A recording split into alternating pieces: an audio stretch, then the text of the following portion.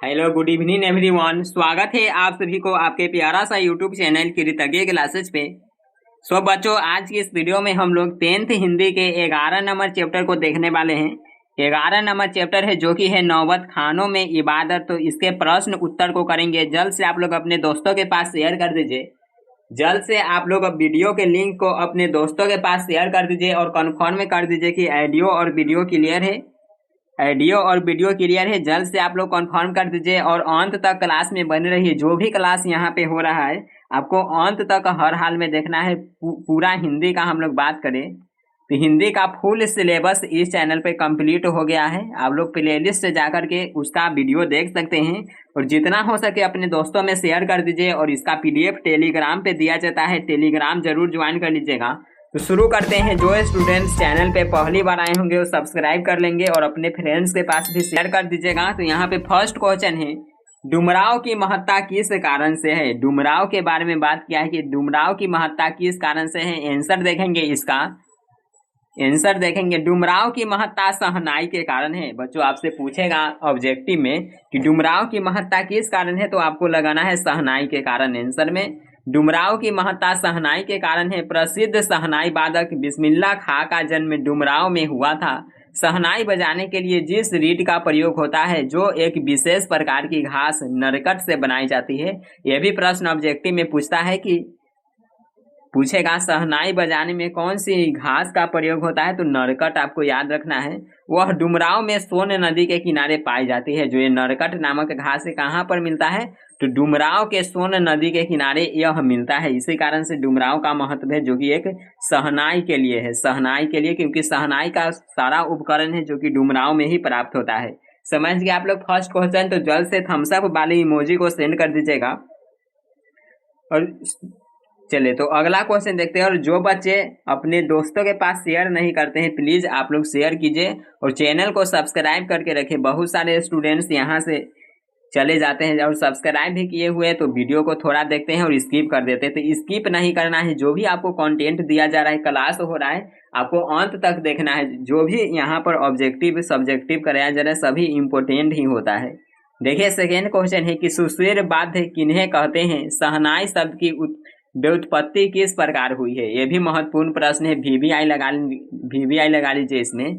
देखिए सुस्वीर बाध्य ऐसे बाध्य है जिनमें नारी यानी नरकट या रीड होती है, जिन्हें फूंक कर बजाया जाता है। ऐसे बादों में सहनाई को शाह की उपाधि दी गई है क्योंकि यह बाध्य मुरली श्रृंगी जैसे अनेक बाधों से अधिक मोहक है। सहनाई की ध्वनि हमारे हृदय को स्पर्श करती है। सुस्वीर बाध्य के बारे में समझ के कोई भी डाउट नहीं है इसमें। नेक्स्ट क्वेश्चन देखो बच्चों। नेक्स्ट यहाँ पे है कि बिस्मिल्लाह खां सजदे में किस चीज के लिए गिड़गिड़ाते थे। देखिए बिस्मिल्लाह खां सजदे में, जो कि सजदे होता है मुस्लिम वगैरह में, मुस्लिम संप्रदाय में सजदा होता है, सजदा और पैबोज। तो उसी में यहाँ पे दिया है कि बिस्मिल्लाह खां सजदे में किस चीज के लिए गिड़गिड़ाते थे। इससे उनके व्यक्तित्व का कौन सा पक्ष उद्घाटित होता है। देखेंगे इसका आंसर। बिस्मिल्लाह खां जब इबादत में खुदा के सामने झुकते तो सजदे में गिड़गिड़ाकर खुदा से सच्चे सुर का वरदान मांगते थे। क्यों गिड़गिड़ाते थे, तो सहनाई बजाते थे तो एक सच्चे सुर की वरदान मांगते थे। जिससे पता चलता है कि खां साहेब धार्मिक, संवेदनशील एवं निर्भिमानी थे, संगीत साधना हेतु समर्पित थे, अत्यंत विनम्र थे। बिस्मिल्लाह खां के बारे में समझ के यहाँ पे ये भी प्रश्न इंपॉर्टेंट है। नेक्स्ट क्वेश्चन देखिए बच्चों। नेक्स्ट क्वेश्चन पे बढ़ते हैं। नेक्स्ट यहाँ पे है मुहर्रम पर्व से बिस्मिल्लाह खां के जुड़ाव का परिचय पाठ के आधार पर दे। ये भी महत्वपूर्ण सवाल है, मुहर्रम से रिलेटेड पूछेगा। आंसर देखें यहाँ पे। बिस्मिल्लाह खां सच्चे और धार्मिक मुसलमान हैं। मुहर्रम में उनका जो रीति रिवाज था उसे वे मानते हैं और व्यवहार में लाते हैं। बताना है आपको बिस्मिल्लाह खां एक सच्चे मुसलमान हैं। मुहर्रम में जो भी रीति रिवाज होता है तो वह उसे अच्छी तरह से निभाते हैं। बड़े कलाकार का सहज मानवीय रूप अब आसानी से, देखिए रूप अब आसानी से दिख जाते हैं। यहाँ पे नहीं होगा।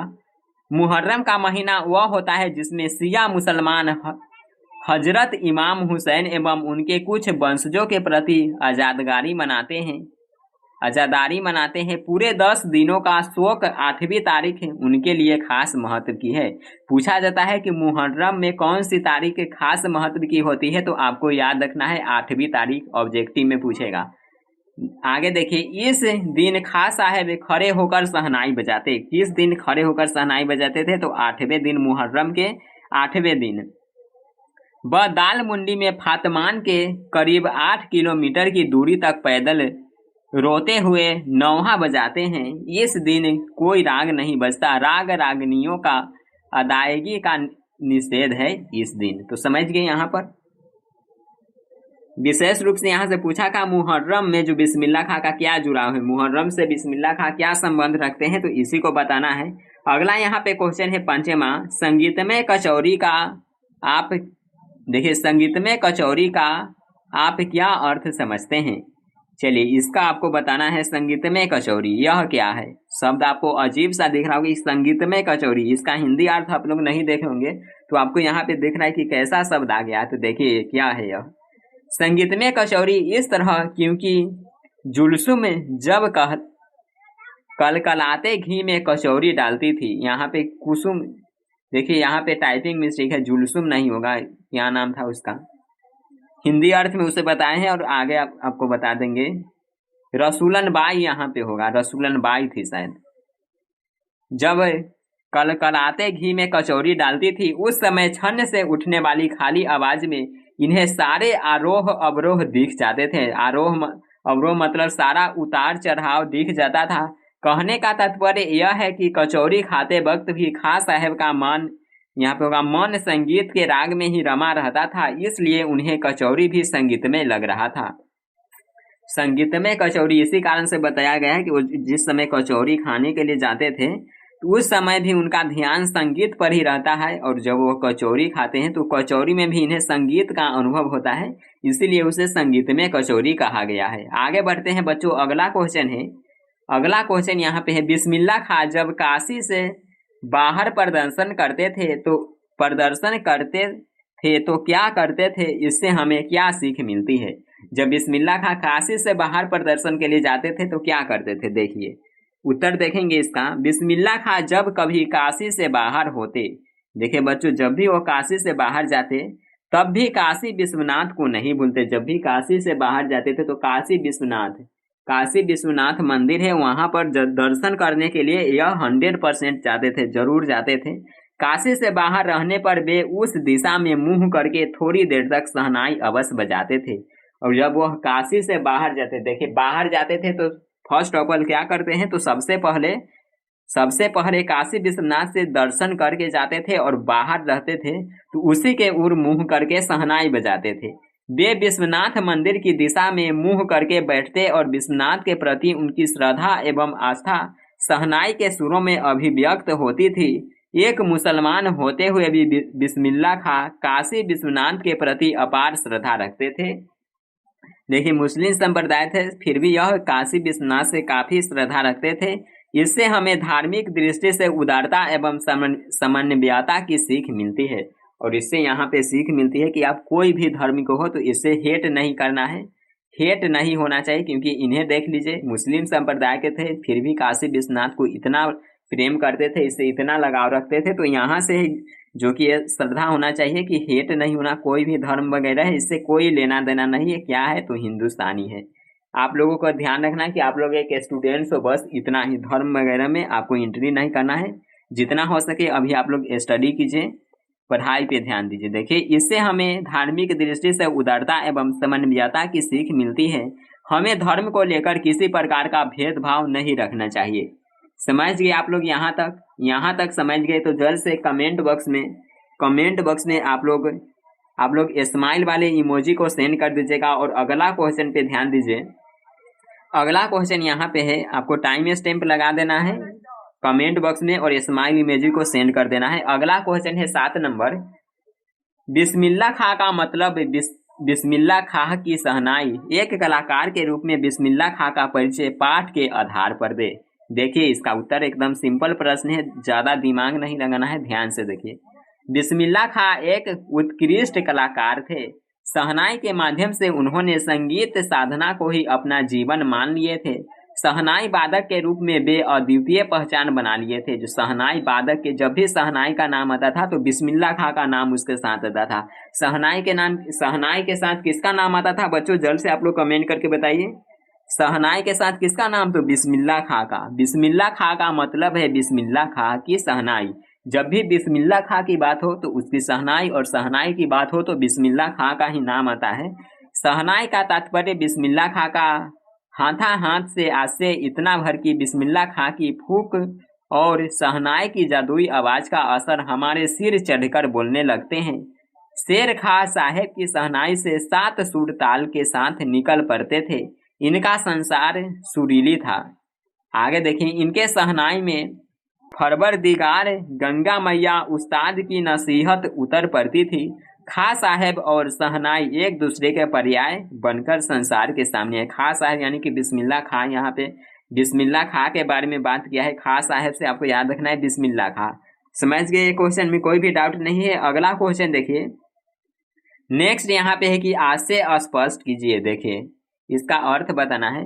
फटा सूर न बख गए, लुंगिया का क्या है, आज फटी है तो कल सिल जाएगी। दिया है कि फटा सूर न बख गए, यानी कि जो सूर है हमारा शहनाई जो बताते हैं इसका फटना नहीं चाहिए, यह सूर अच्छा रहना चाहिए।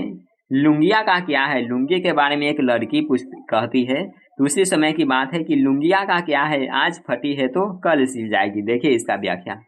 जब एक शिष्या ने डरते डरते बिस्मिल्लाह खां से पूछा कि बाबा आप फटी तहमद क्यों पहनते हैं। तहमद मतलब यहाँ पे लुंगी की बात हो रहा है, लुंगी की बात, जो कि ज़्यादातर कहाँ के लोग पहनते हैं तो ये नहीं बताएंगे, क्योंकि इसी कारण से खान सर पे विवाद हो गया था।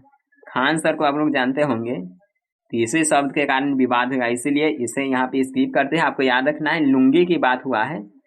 कहती है शिष्या कि आप फटी तहमद क्यों पहनते हैं, आपको तो भारत रत्न मिल चुका है। बिस्मिल्लाह खां को शहनाई के लिए भारत रत्न मिल चुका था, तो वही बताती है कि आपको तो भारत रत्न मिल चुका है, अब आप ऐसा न करिए, यह अच्छा नहीं लगता है। जब भी कोई आपसे मिलने आता है तो आप इसी दशा में सहज सरल भाव से मिलते हैं। एक शिष्या बिस्मिल्लाह खां की भी जो कहती है कि आपको तो भारत रत्न भी मिल गया है शहनाई के लिए, फिर भी आप इस तरह से फटी लुंगी पहनकर क्यों रहते हो। ऐसा आप प्लीज नहीं कीजिए। रिक्वेस्ट करती है शिष्या की प्लीज आप ऐसा नहीं कीजिए, आप इसे अच्छी तरह से पहनिए। ऐसा यह कहने की यहाँ पे कोशिश करती है शिष्या, ऐसा बोलती है। तो देखिए बिस्मिल्लाह खां। इस प्रश्न को सुनकर सहज भाव से खां साहब ने शिष्या को कहा, अरे पगली, भारत रत्न को शहनाई बादन पर मिला है, इन लुंगिया पर नहीं। जब शिष्या ऐसी बोलती है तो क्या बताते हैं बिस्मिल्लाह खां, तो बताते हैं अरे पगली, भारत रत्न तो शहनाई बादन पर मिला है। भारत रत्न किस पे मिला है, तो शहनाई पे मिला है, लुंगिया पर थोड़े मिला है। जो लुंगी के लिए तुम बोल रही हो, लुंगिया पर नहीं मिला है भारत रत्न, शहनाई पर मिला है, ऐसा बताती है। ऐसा बिस्मिल्लाह खां बताते हैं। अगर तुम लोगों की तरह बनावट श्रृंगार में मैं लग जाता तो मेरी उम्र ही बीत जाती और मैं यहाँ तक नहीं पहुँचता। बताते हैं बिस्मिल्लाह खां कि अगर तुम लोगों के तरह, यहाँ पे गर्ल्स की बात हो रही है, गर्ल्स की, क्योंकि लड़की ही यह सवाल पूछती है तो ज़्यादा लड़कियां इसे नेगेटिव नहीं लगी, क्योंकि बहुत सारे गर्ल्स भी वीडियो को देखेगी तो कमेंट करने लगेगी कि ऐसा आप क्यों बोल रहे हैं। तो ऐसा नहीं लेना है। यहाँ पे गर्ल्स पूछती है तो गर्ल्स को ही जवाब देते हैं बिस्मिल्लाह खां कि तुम लोगों के जैसे हम लोग, तुम लोगों की तरह बनावट श्रृंगार में लग जाता तो मेरी उम्र ही बीत जाती, मैं यहाँ तक नहीं पहुँचता। बताते कि अगर हम अपना शरीर को देखते हैं, यदि हम मेकअप में लगे रहते, इसमें लगे रहते, तो मैं यहाँ तक नहीं पहुँचता और न ही मुझे जो कि यह भारत रत्न मिल पाता। तो भारत रत्न जो मिला है यह शहनाई के कारण मिला है, ऐसा बताते हैं। तब मैं रियाज खाक करता, तब बताते हैं कि मैं रियाज खाक करता। रियाज मतलब होता है प्रैक्टिस, प्रैक्टिस क्या करता तब मैं। आपको भी वीडियो देखने के बाद प्रैक्टिस करना है, रियाज इसी को बोला जाता है। तो प्रैक्टिस 100% होना चाहिए। बताते हैं कि मैं इसमें लगा रहता तब मैं रियाज खाक करता। मैं तुम्हारी बात से सहमत हूँ, अब आगे से फटी हुई तहमद नहीं पहनूंगा, लेकिन इतना बता देता हूँ कि मालिक यही दुआ दे, यानी भगवान यही कृपा रखे कि फटा हुआ सूर नहीं दे। बताते कि लुंगी फट गया, लेकिन भगवान यह दे कि यह सूर है जो कि नहीं फटे, सूर में लय दे और कोमलता दे। फटी लुंगी तो मैं सिलवा लूंगा, लेकिन फटा हुआ राग या सूर लेकर क्या करूंगा। अतः ईश्वर रहम करे और सूर की कोमलता बचाए रखे। तो यही है इस पंक्ति का अर्थ। आगे हम लोग बढ़ते हैं।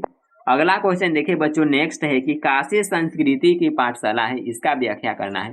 काशी के बारे में बताया कि काशी क्या है, तो संस्कृति की पाठशाला है। देखेंगे इसका व्याख्या, और व्याख्या आपको ध्यान से देखना है। बहुत सारे स्टूडेंट्स व्याख्या को स्किप कर देते हो, तो आपको याद रखना है व्याख्या 5 नंबर वाला में पूछा जाता है, तो आपको ध्यान से देखना है। काशी संस्कृति की पाठशाला है, शास्त्रों में इसकी महत्ता का वर्णन है। काशी क्या है, तो एक संस्कृति की पाठशाला है। शास्त्र की बात करें तो इसमें भी इसका वर्णन किया गया है। इसे आनंद कानन से जाना जाता है। काशी में कलाधर हनुमान व नृत्य विश्वनाथ है। काशी में बिस्मिल्ला खां है। काशी में हजारों साल का इतिहास है। यहाँ कई महाराज है, विद्याधारी है, बड़े रामदास जी है, मौजूदगीन खां है। इन रसिकों से उत्कृष्ट होने वाला अपार जनसमूह, यह एक अलग काशी है जिसकी अलग तहजीब है। काशी के बारे में बताता है कि काशी क्या है, तो देखिए काशी में बहुत चीज है। यहाँ पर क्या है, बड़े रामदास जी है, यहाँ मौजूदगीन खां है, इनके कई रसिकों है जो कि उत्कृष्ट हुआ है। तो इस तरह से बताते हैं। अपनी बोली और अपने विशिष्ट लोग है, इनके अपने उत्सव है, अपना गम है, अपना सेहरा बनना और अपना नौहा है। यहाँ संगीत की भक्ति से, भक्ति को धर्म से, किसी धर्म के कलाकार से, कजरी को चैती से, विश्वनाथ को विशालक्षी से, बिस्मिल्ला खां को गंगा द्वार से अलग करके नहीं देखा जा सकता। इस प्रकार काशी सांस्कृतिक महानगरी है, इसकी अपनी महत्ता है। समझ गए आप लोग। और लास्ट क्वेश्चन यहाँ पे है। लास्ट क्वेश्चन देखें, बिस्मिल्ला खां के बचपन का वर्णन पाठ के आधार पर करें। बिस्मिल्ला खां के बचपन के बारे में बताना है। ये भी महत्वपूर्ण प्रश्न है। ये प्रश्न आपको ज्यादातर पूछेगा, जो कि लॉन्ग क्वेश्चन में पूछेगा, 5 नंबर वाला में पूछेगा, ध्यान दीजिए। चलिए, अमीरुद्दीन यानी उस्ताद बिस्मिल्ला खां, आपको याद रखना है। बिस्मिल्ला खां के बचपन का नाम जो बताया गया है आपके बुक में क्या बताता है, अमीरुद्दीन भी बताता है और कमीरुद्दीन भी बताता है। आपको दोनों याद रखना है, अमीरुद्दीन या कमीरुद्दीन। इसका बचपन का नाम क्या है, तो अमीरुद्दीन दे ऑप्शन में, या कमरुद्दीन दे, तो यही आपको टिक करना है। देखिए, अमीरुद्दीन यानी उस्ताद बिस्मिल्ला खां का जन्म डुमराव बिहार के एक संगीत प्रेमी परिवार में हुआ था। 5-6 वर्ष की उम्र में ही वह अपने ननिहाल काशी चले गए। बिस्मिल्ला खां के नानी का घर था काशी, जहाँ पे वो चले गए थे। डुमराव की इतनी ही महत्ता है कि शहनाई की रीड बनाने में काम आने वाली नरकट वहाँ सोन नदी के किनारे पाई जाती है। बिस्मिल्ला खां के परदादा उस्ताद सलार हुसैन खां, पूछेगा ऑब्जेक्टिव में बिस्मिल्ला खां के परदादा का नाम, तो आपको याद रखना है उस्ताद सलार हुसैन खां। आप लोग बोलिएगा कि परदादा का भी नाम पूछ दिया जाता है, तो बिल्कुल पूछा जाता है, आपको याद रखना है। बिस्मिल्ला खां उस्ताद पैगंबर बख्श खां और मिठन के छोटे साहबजादे हैं। 4 साल की उम्र में ही नाना की शहनाई को सुनते और शहनाई को ढूंढते थे। उन्हें अपने मामा का सानिध्य भी बचपन में ही शहनाई वादन की कौशल विकास में लाभान्वित किया। 14 साल की उम्र में वे बालाजी के मंदिर में रियाज करने के क्रम में संगीत साधनारत हुए और आगे चलकर महान कलाकार हुए। 14 साल के ही एज से, कितना एज से, तो जब इनका उम्र 14 साल था, इसी समय से कहाँ पे जाते थे, तो बालाजी मंदिर, काशी विश्वनाथ में बालाजी मंदिर में प्रैक्टिस करने के लिए जाते थे। किसका प्रैक्टिस, तो शहनाई बजाने की प्रैक्टिस, यानी रियाज करने के लिए जाते थे। तो यह प्रश्न है जो कि इम्पोर्टेंट प्रश्न इतना है, इससे बाहर नहीं पूछा जाएगा। तो जल्द से आप लोग कमेंट करके बताइए कि आपको कोई भी क्वेश्चन में डाउट तो नहीं है। डाउट नहीं है तो जल्द से आप लोग कमेंट कीजिए, और कोई भी डाउट है तो वो भी कमेंट करके बताइएगा। वीडियो कैसा लगा ये भी कमेंट कीजिए। कमेंट हर एक स्टूडेंट्स का, देखिए क्लास करने के बाद हर एक स्टूडेंट्स का कमेंट आना चाहिए, तो आप लोग जल्द से कमेंट कीजिए और वीडियो को अपने दोस्तों में शेयर कीजिए। चैनल पे पहली बार आए होंगे, नए होंगे तो सब्सक्राइब करके बेल आइकन को प्रेस कर लीजिएगा। और अपना टेलीग्राम का चैनल है कृतज्ञ क्लासेज, डिस्क्रिप्शन में लिंक है, वहाँ भी आप लोग ज्वाइन कर सकते हैं। PDF वगैरह वहाँ पे मिल रहा है और क्यूज भी वहाँ पे होता है। तो चलिए मिलते हैं हम लोग नेक्स्ट क्लास में। Bye everyone, take care, love you all.